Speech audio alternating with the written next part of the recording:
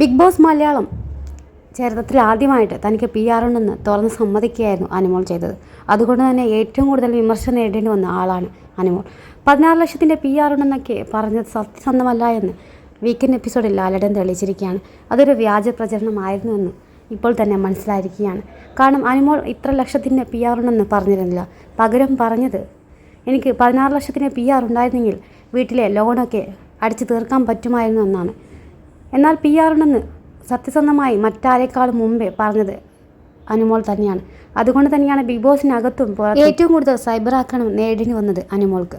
എന്നാൽ ഇന്നലത്തെ എപ്പിസോഡുകൂടി ബിഗ് ബോസിനകത്തുള്ള പലർക്കും PR ഉണ്ടെന്ന് തെളിഞ്ഞിരിക്കുകയാണ്.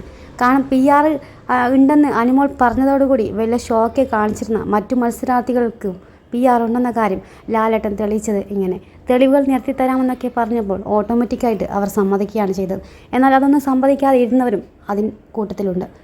ബിഗ് ബോസിനകത്ത് പോകുന്നവർ പലരും PR കൊടുത്തിട്ടാണ് പോകുന്നത്. ചിലരാണെങ്കിൽ ബിഗ് ബോസിനകത്തിരിക്കുമ്പോൾ മറ്റുള്ളവരാണ് കൊടുക്കാറുള്ളത്. അതായത് സുഹൃത്തുക്കളോ ബന്ധുക്കളോ. അതുമല്ലെങ്കിൽ ഓട്ടോമാറ്റിക്കായിട്ട് നാച്ചുറലായിട്ട് കിട്ടുന്ന ചില PR വർക്കുകളുണ്ട്. അതും ഫാൻ പേജുകളിൽ നിന്നോ അല്ലെങ്കിൽ മറ്റേതെങ്കിലും വഴിയിൽ നിന്നോ. ഇതിൻ്റെയൊക്കെ ആവശ്യം അനുമോൾക്ക് ഉണ്ടായിരുന്നില്ല. കാരണം കുടുംബ പ്രേക്ഷകരുടെ ഇഷ്ടം നേടിയിട്ടാണ് അനുമോൾ സ്റ്റാർ മാജിക്കിലൂടെ ബിഗ് ബോസിനകത്ത് എത്തുന്നത്. എന്തായാലും ആ ഒരു ഇഷ്ടം ഇപ്പോഴും ബിഗ് ബോസിനകത്തുള്ള അനുമോൾക്ക് ഉണ്ടെന്നാണ് വിശ്വസിക്കുന്നത്.